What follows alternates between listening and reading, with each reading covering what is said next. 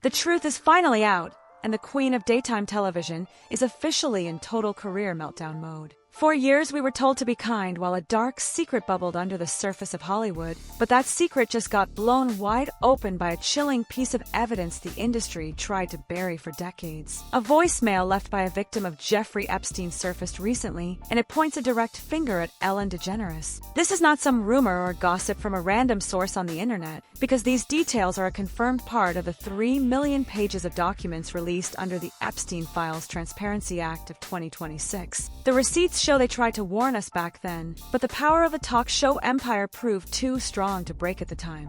Now the legal battle has shifted, and the forensic evidence is impossible to ignore. Recorded just days before the victim was unalived, the audio details a specific meeting at a high-end estate where Ellen was present. Terrified sounds fill the recording as the victim describes how the famous host belonged to a circle that no one was allowed to talk about. This audio became the smoking gun that sent Ellen's $500 million net worth into a free fall. The contract proves her brand functioned as a lie, and the public is finally seeing the real face behind the dancing and the jokes. A brave survivor acted as the hero by leaving this digital trail to ensure the truth would eventually see the light of day. While the villain spent years building a lifestyle brand based on joy and pet products, the reality looked much more sinister. DOJ forensic teams spent months verifying the metadata on this voicemail, and the results spelled a total disaster for Ellen. The timestamp matched perfectly with a trip she took on a private jet that she had hidden from her public schedule. Not just a casual acquaintance, Ellen's name appeared as a recurring entry in the internal ledgers of the Epstein estate.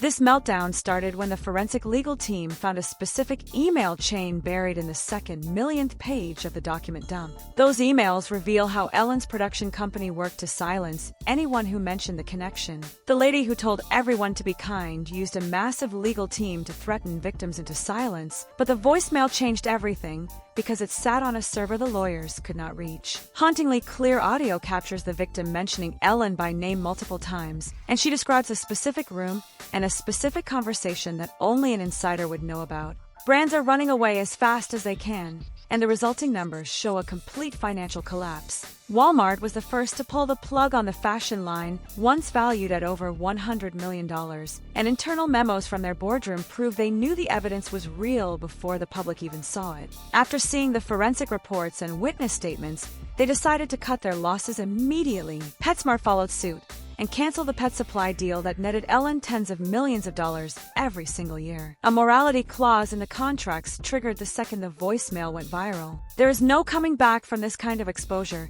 because the evidence stands as objective fact. $5 million. That was the sum Ellen's team offered back in 2019 to buy the voicemail and bury it forever. But the victim's family refused to sell their soul and kept the file hidden until the Federal Transparency Act made it safe to release. This nightmare was just the tip of the iceberg for the fallen star. As the narrative moves into the legal war, it becomes clear the hero victim told the truth the entire time. Witness statements describe how the villain used her influence to act as a gatekeeper for the elite. Forensic trails show that several girls were sent to the talk show set under the guise of being audience members or interns, but they were actually being vetted for the island. This level of manipulation goes beyond anything we have ever seen in Hollywood, and the truth is that the talk show served as a perfect front for a predator's playground. Millions of dollars in miscellaneous expenses appeared in the production budget, and the result was that these funds were actually used for travel and payoffs. Forensic accountants tracked these payments directly to offshore accounts linked to the Epstein network.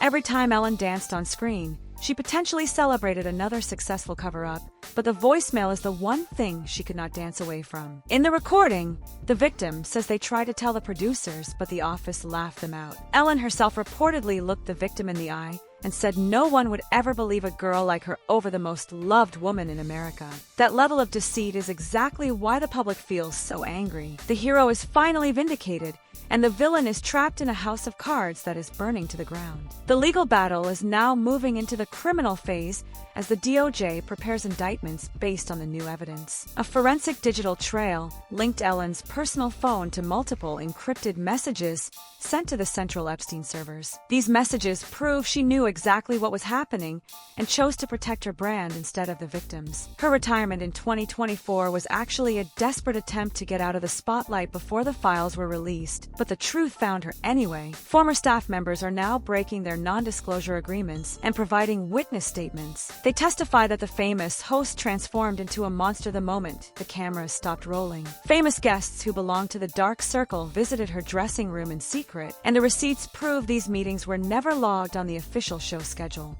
Billions of dollars are being calculated as the total cost of this cover-up, while the lawsuits start to pile up. A class action suit filed by the hero victims targets Ellen's personal assets, including her massive real estate portfolio. Every house she ever bought and sold is being examined by the forensic team to see if they served as safe houses or meeting spots for the network. Ellen herself was the architect of this destruction, and she thought she was too big to fail or too famous to be caught. She used her platform to manipulate the emotions of millions of people, while the forensic facts show she belonged to something truly evil. The voicemail serves as the last warning that we all should have listened to years ago. It is a haunting reminder that the people we see on television often play a character that is the exact opposite of who they really are. Hiding in her mansion, the villain watches as investigators swarm the gates and brand deals vanish into thin air. There is no redemption arc for someone caught on tape and in the files as a key player in the world's most hated network. Her apology videos from years ago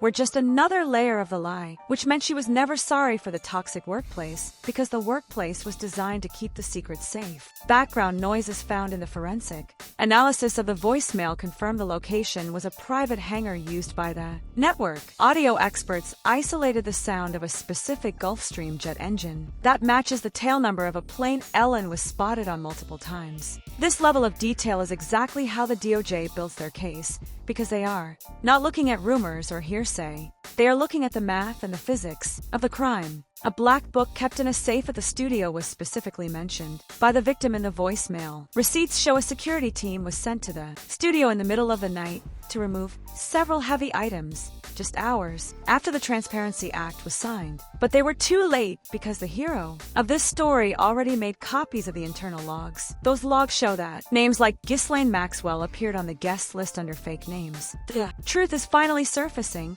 and it looks uglier than anyone ever imagined.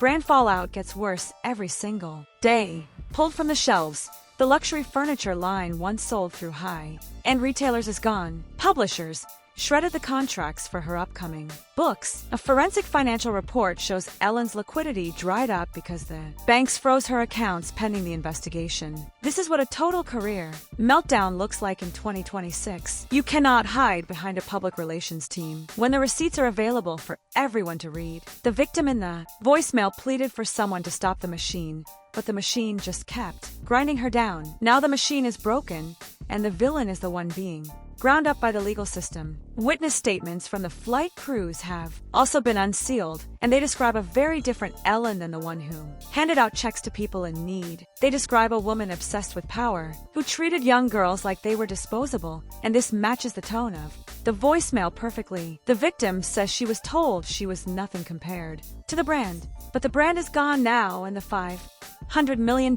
empire evaporated in the heat of the truth. Forensic evidence showed the money funded a lifestyle of luxury that was paid for by the suffering of others. The hero in this story will get the final word in court. Receipts prove the villain tried to pay off the family of the victim after she was unalived. $10 million. That is what they offered back in 2019 as a settlement to keep the voicemail from going to the FBI. But the truth cannot be bought when the evidence is digital and permanent. The digital trail shows the payoff money was laundered through a series of shell companies that have now been traced back to Ellen's primary estate. This is the smoking gun prosecutors have been waiting for. It proves consciousness of guilt and a conspiracy to obstruct justice. The villain is no longer just a disgraced celebrity, because she is now a primary target in a federal criminal investigation that spans across the globe. Coded language appeared in a series of text messages between Ellen and several high-profile figures linked to the network. Forensic analysis